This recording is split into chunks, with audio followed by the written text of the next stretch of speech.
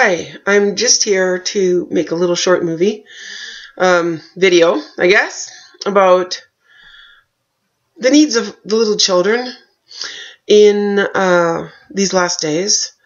I have kept feeling in my heart like I should make a video and I should remind parents of especially little young children that those little guys have some needs and their needs need to be met.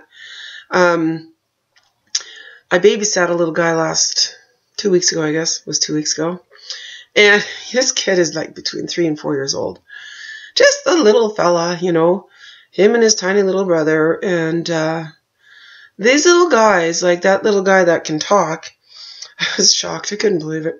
This poor little fella, the only thing that he was really concerned about, he would sit there and just tell me about zombies and fighting zombies. And the zombies are going to attack them and they're going to fight them and shoot them and stab them. And I mean, I was actually kind of shocked. It's like, this little kid is telling me he's going to fight zombies and stab them and shoot them and reload ammunition and get more ammunition. And it's like, oh, wow, this little guy really thinks this is true. So I told him, I said, you know, that's on TV. That's actually make-believe. People play act. Somebody writes stories, and then other people act them out. And they pretend that it's real and movie it, like, you know, video it. And then they put it on the TV so everybody can watch it and see the movie they made. It's not real. It's play acting. And that little fella just about cried because I shattered his world. I told him that wasn't real, and he commenced to tell me why it was real. And I'm like, wow, this little fella is lost. And, you know, it's not just this little fella. It's this little generation. This little generation, and, you know, I mean, everybody from the teenagers, all the kids in this generation that's coming up, you know, haven't got a clue about God, about Jesus, about salvation, about the Bible, what the Word says. They're completely lost. And, you know, a lot of the parents of these little children are kids who grew up going to church. You know, they at least went to Sunday school and summer camp and Bible camp, and, you know, they know about God. They know about Jesus, and they know about the Bible. But they also know about the church and how the church has, you know, pretty much shipwrecked lives all over this continent. The church has destroyed lives because of their false doctrines and because of their passion to collect money and never mind going out and doing the real work that the church is supposed to do. What the church was supposed to be, as laid out in the New Testament and as described in the New Testament, is not what the church is now. The church now is a deceptive social club. Really, it is what it is. It's a social club. And so people have fallen away from the church. They've run, you know, there's a lot of people who have literally run for their lives. It's like, get me out of here. Because families have been completely destroyed by churches. And people have been disillusioned. In fact, people's hearts have been turned completely away from God because of the misrepresentation that the churches have put forth. And they've literally left, abandoned their walk with God. So I'm here to speak to you people. Okay. Whether you're an ex-church goer, whether you're a young person who grew up in church and literally ran away, whether you ran away from home or you just ran because you couldn't take the bullshit at church anymore, or whether you're still going to church and you just blindly carry on and go to church thinking that Sunday school, oh, they're teaching your children. You know, you can't rely on Sunday school to teach your children. You need to teach your children. I'm going to tell you something. These little guys need something to give them hope when the crisis comes upon our nations. And believe me, the crisis is marching down the road towards us. You know, what's going on in our world is alarming. You know, but it's not like the media is. It's like my husband says, they keep us like mushrooms. We'll just call everybody mushrooms. They keep you in the dark and feed you bullshit. That's what the media does. They keep you in the dark and they keep you on distractions and things that are trivial and mean not a lot, you know. They don't tell you what's really going on in this world, and because if they did, people would, well, they might just go, oh, well, whatever. Carry on. Yeah. That's probably what they would do because we're so distracted.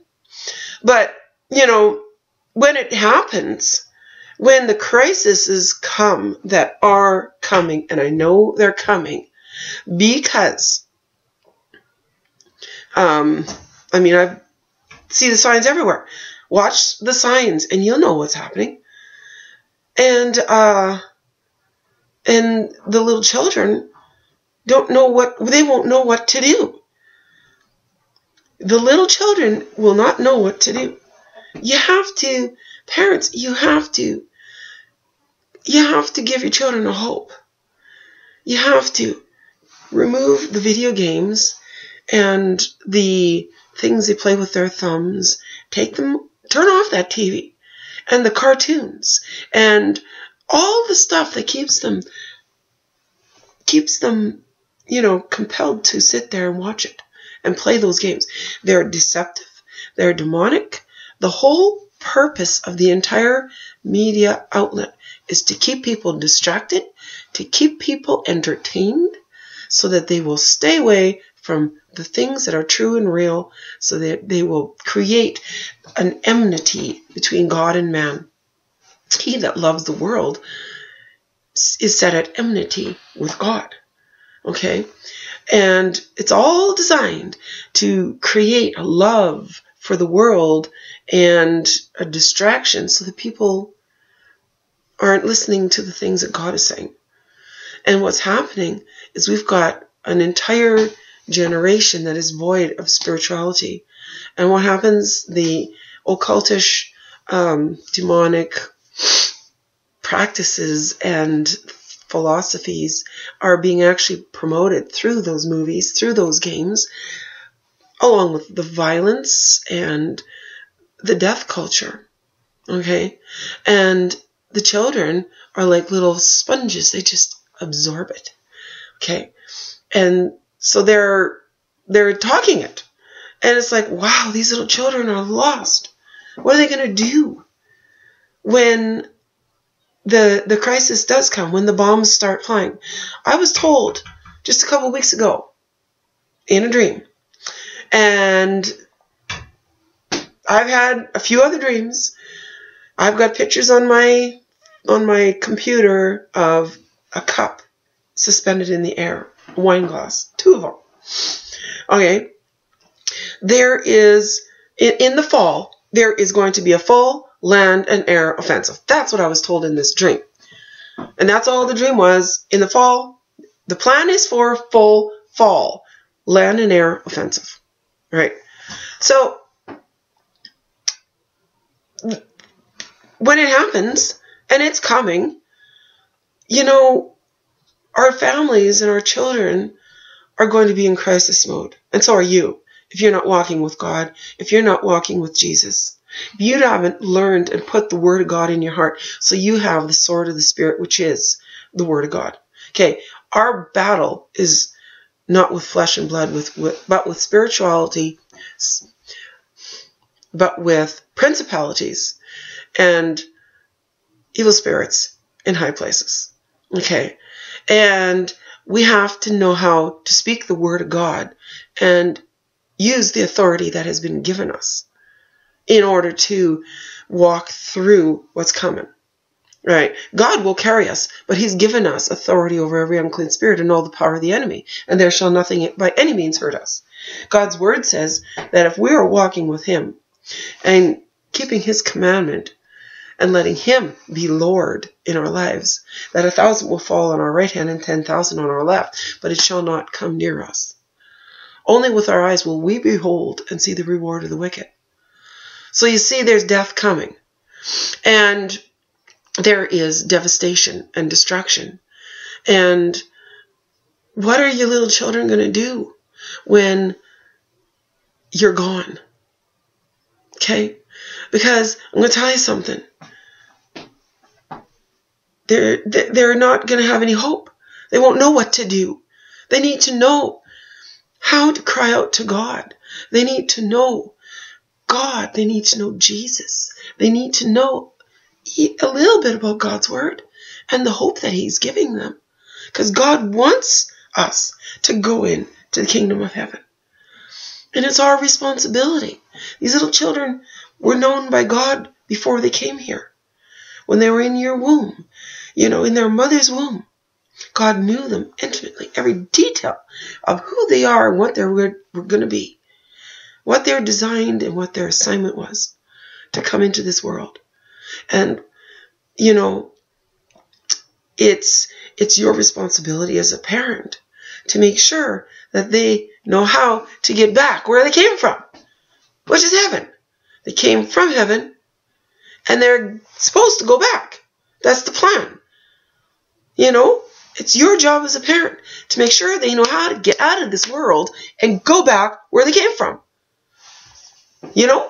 It's your job to make sure that they know how to walk in the righteousness.